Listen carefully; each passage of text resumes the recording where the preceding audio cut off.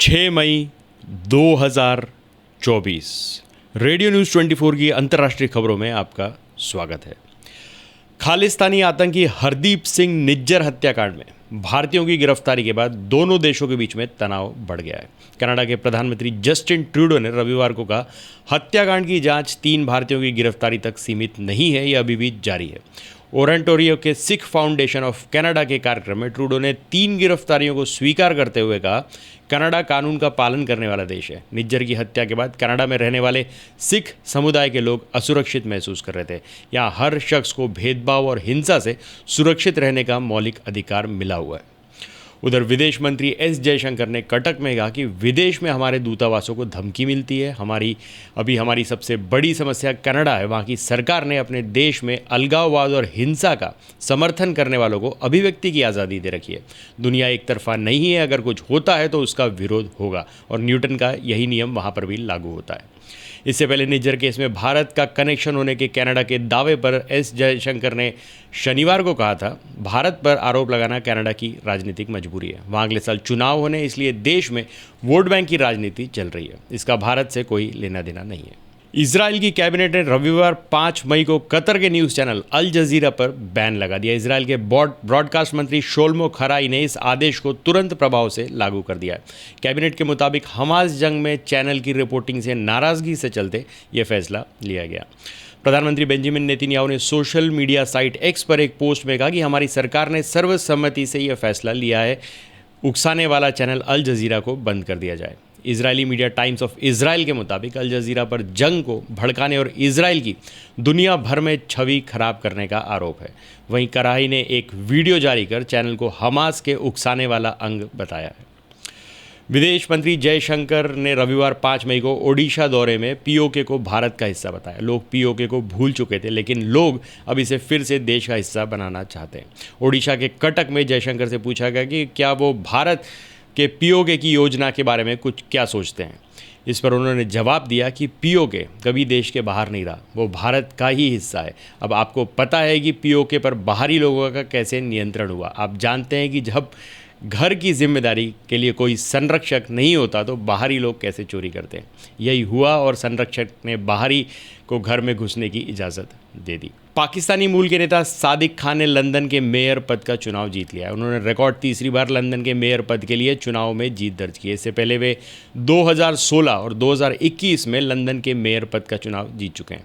खान ने अपने प्रतिद्वंदी और कंजर्वेटिव पार्टी की नेता सुजैन हॉल को 2.5 लाख से ज़्यादा वोटों के अंतर से हराया।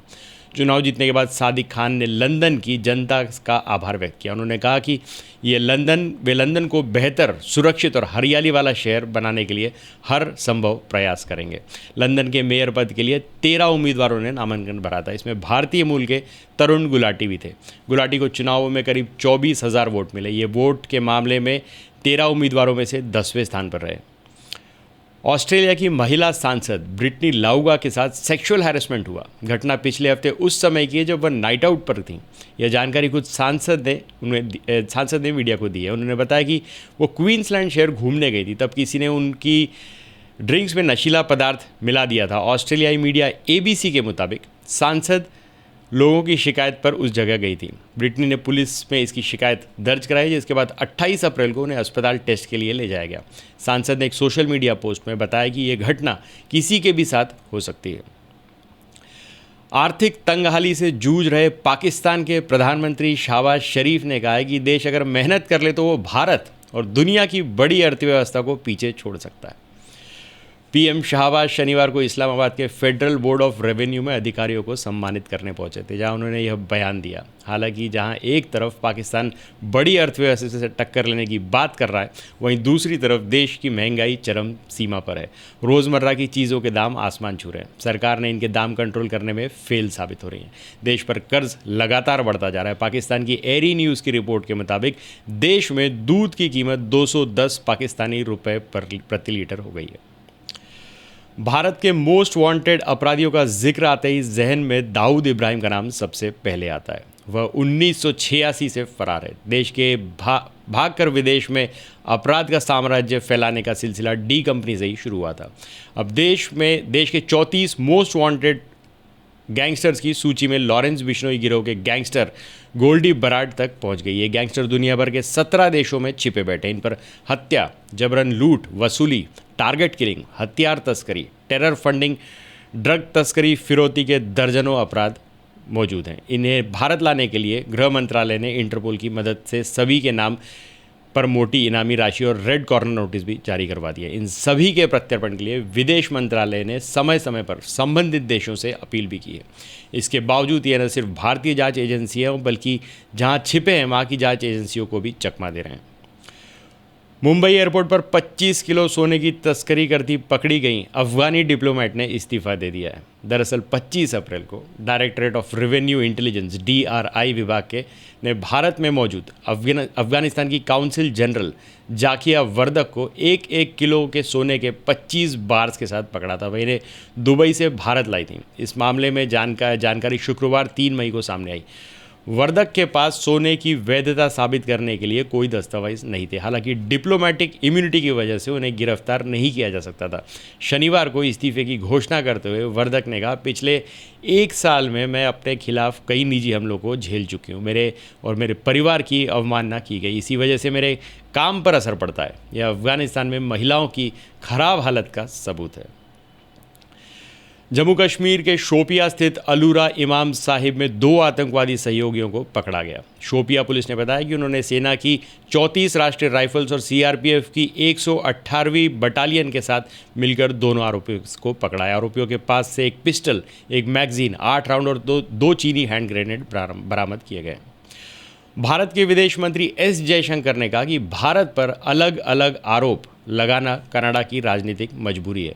वहाँ अगले साल चुनाव होने वाले, इसलिए देश में वोट बैंक की राजनीति है। इसका भारत से कोई लेना देना नहीं है। भुवनेश्वर में एक कार्यक्रम के दौरान पत्रकारों के सवाल के जवाब देते हुए विदेश मंत्री ने यह बात कही। दरअसल कनाडा में खालिस्तानी आतंकी हरदीप सिंह निज्जर की हत्या के आरोप में शुक्रवार को 3 भारतीयों को गिरफ्तार किया गया। कनाडा की पुलिस ने आशंका जताई कि भारत ने इन लोगों को निज्जर को मारने का काम सौंपा था। इस पर जयशंकर ने कहा कि हम इंतज़ार कर रहे हैं कि कनाडा गिरफ्तार हुए भारतीयों के बारे में जानकारी साझा करे। हमें बताया है कि तीनों किसी गैंग से संबंध रखते हैं या कनाडा का आंतरिक मामला है और इस बारे में ज़्यादा कुछ नहीं कह सकते। विदेश मंत्री S जयशंकर ने अमेरिकी राष्ट्रपति जो बाइडेन के उस बयान पर पलटवार किया है जिसमें उन्होंने भारत को प्रवासियों से नफरत करने वाला देश बताया। जयशंकर ने कहा, भारत हमेशा से एक यूनिक देश रहा है। दुनिया के इतिहास को देखें तो हम अलग अलग समाज से आए लोगों को हमने अपनाया है। जयशंकर ने बाइडेन के आरोपों का खंडन करने के लिए CAA का भी उदाहरण दिया। उन्होंने कहा कि इस कानून का मकसद उन लोगों को पनाह देना है जो मुसीबत में है। दरअसल अमेरिका में एक चुनावी कैंपेन के दौरान राष्ट्रपति जो बाइडेन ने कहा था कि भारत और चीन जैसे देशों की अर्थव्यवस्था में समस्याएं इसलिए हैं क्योंकि ये देश प्रवासियों से नफरत करते हैं। पाकिस्तान के पूर्व प्रधानमंत्री इमरान खान ने कहा है कि भारत उनके देश में घुसकर हत्याओं को अंजाम दे रहा है। ब्रिटिश मीडिया डेली टेलीग्राफ के लिए लिखे एक आर्टिकल में खान ने कहा, पाकिस्तान इस वक्त उसी रास्ते पर चल रहा है जो उसने 1971 में अपनाया था। तब पाकिस्तान ने बांग्लादेश खो दिया था। इमरान ने आगे कहा, बलूचिस्तान में आतंकवाद की घटनाएं बढ़ती जा रही हैं। सरकार के खिलाफ विरोध प्रदर्शन में शामिल लोगों को गायब कर दिया जा रहा है। अफगानिस्तान के साथ हमारी सीमाओं पर भी तनाव बढ़ा हुआ है। इमरान ने आरोप लगाया कि पाकिस्तान की फौज उनके खिलाफ जो कुछ भी कर सकती है वो किया जा चुका है। अब उसके पास इमरान खान को मारने के अलावा कुछ और विकल्प नहीं बचा है। खान ने कहा कि मैं मौत से नहीं डरता हूँ क्योंकि मेरे विश्वास में बहुत ताकत है। मैं गुलाम की तरह जीवन बिताने के बजाय मरना पसंद करूँगा। तो आज के लिए बस इतना ही। तब तक के लिए हंसते रहें, मुस्कुराते रहें, स्वस्थ रहें, व्यस्त रहें और मस्त रहें। जी हाँ, चैनल को भी ज़रूर सब्सक्राइब करें। धन्यवाद।